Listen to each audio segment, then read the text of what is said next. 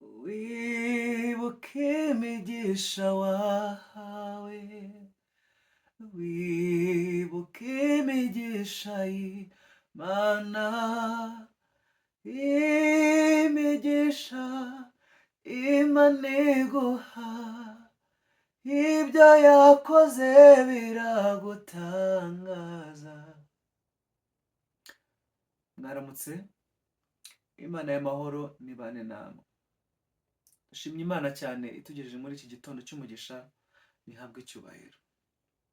Muri iki gitondo reka dusomere hamwe isomo dusanga mu Byahishuwe ibice 3 ku murongo wa 12.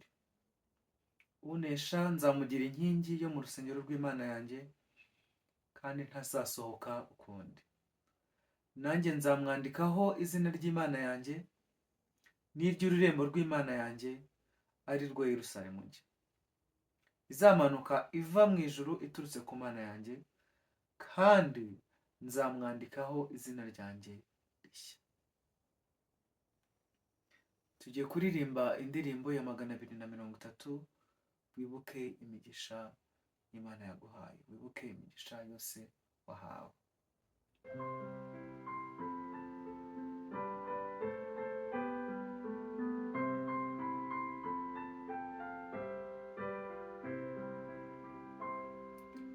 Nubwo waterwa n'amakuba menshi, maze akagutera kwiheba cyane, wibuke imigisha yose wahawe, ibyo yakoze biragutangaza. Wibuke imigisha wahawe, wibuke imigisha y'Imana, imigisha Imana iguha, ibyo yakoze biragutangaza.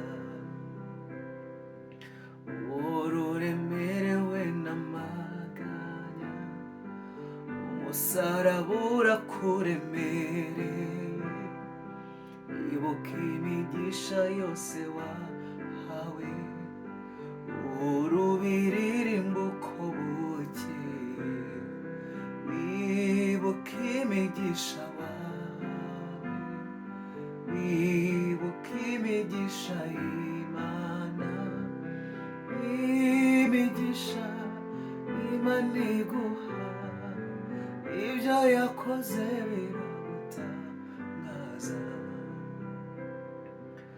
Ubona abandi bafite ubutunzi, wibuke ubwo Yesu yasezeranye, wibuke imigisha yose utabura, ingororano yawe iri mu ijuru, wibuke imigisha wahawe, wibuke imigisha y'Imana, imigisha Imana iguha, ibyo yakoze biragutangaza.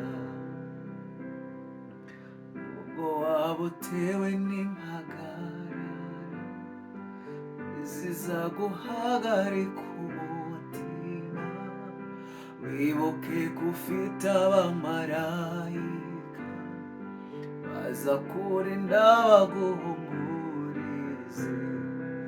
Wibuke imigisha wawe, wibuke imigisha y'Imana, imigisha Imana iguha, ibyo yakoze biragutangaza. Nyabuneka Mana yacu, duhe ku migisha yawe dusezerane, tuhe ku byiza watugeneye, tubiboneshe n'amaso yacu tuguhimbaza. Data mwiza, tugushimiye ibyiza wadukoreye, tugushimiye impano y'ubuzima waduhaye, tugushimiye byinshi imitima yacu itabasha kugezaho intekerezo. Nyagasani, habwa icyubahiro muri uyu munsi wera, muri uyu munsi mwiza uduhaye. reka twongerwemo imbaraga nawe, duhabwe umugisha nawe, dukomereze mu buntu bwawe, dukomereze mu rukundo rwawe, kugeza uno munsi usoje, tubyakira mu izina rya Yesu, amen.